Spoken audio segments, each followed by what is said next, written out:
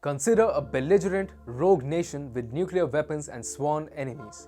But the rogue nation loves to pick fights with its enemies because they do not have nuclear weapons, or at least that is what the rogue nation thinks is the case. And one day, it wakes up from its slumber and finds itself surrounded by nuclear powers. Its enemies have nuclear weapons and nuclear-powered submarines. So far, the rogue nation attacked these nations with impunity without fearing nuclear retaliation. But now, if its enemies are to go down, they will go down fighting. In fact, they will ensure the destruction of the brutal regime. So, is it really worth making a gamble and poking these enemies? China will soon be asking itself this question as Japan goes nuclear. Hi and welcome. You're watching TFI Global, the foreign affairs and geopolitical analysis arm of the TFI Media Group. I'm Siddharth, your host. In this video, I will tell you how Japan will be able to turn the tables upside down on China. Let's begin.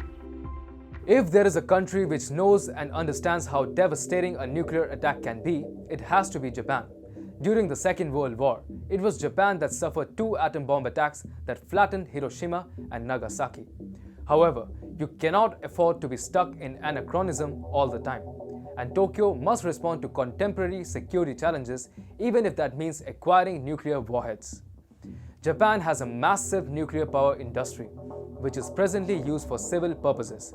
Japan is the only country with a peaceful nuclear program that reprocesses its spent nuclear fuel to produce plutonium. In fact, it has been storing huge stockpiles of plutonium that can help it in quickly making a nuclear bomb. The rise of China as a threat to democracy around the world, especially in the Indo-Pacific, has prompted many nations to recalibrate their geopolitical outlooks.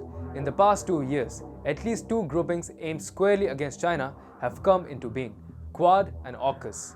While the former is comprised of India, Japan, the United States and Australia, the latter is a military technology sharing group that would soon facilitate the delivery of nuclear-powered submarines to Australia. Interestingly, as is a ritual, the United Nations on Monday adopted a Japan-sponsored resolution calling for the total elimination of nuclear arms for the 28th consecutive year.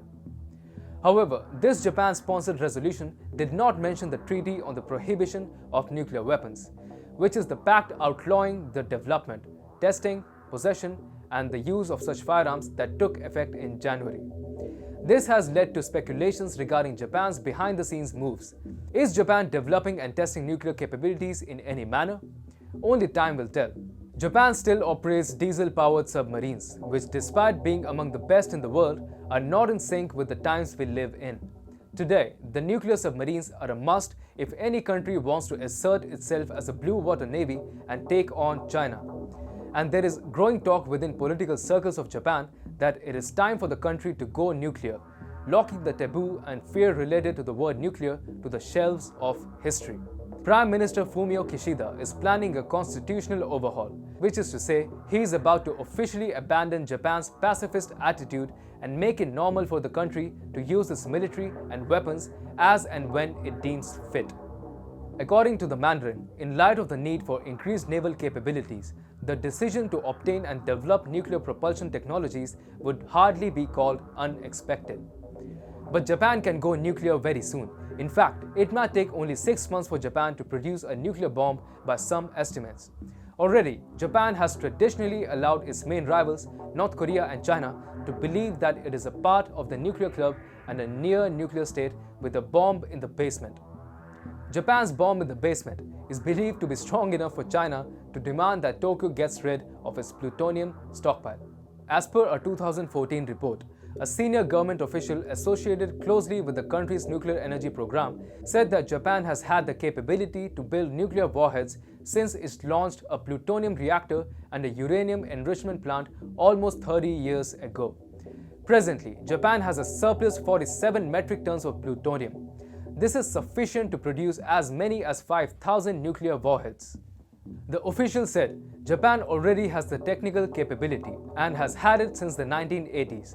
He explained that as soon as Japan had more than 5 to 10 kilograms of plutonium, it had crossed the nuclear threshold and the amount needed for a nuclear weapon. This virtually means that Tokyo had a nuclear deterrent in the 1980s itself. Japan needs to pull the final strength to propel itself to the finish line, and it will be able to turn the tables upside down on China.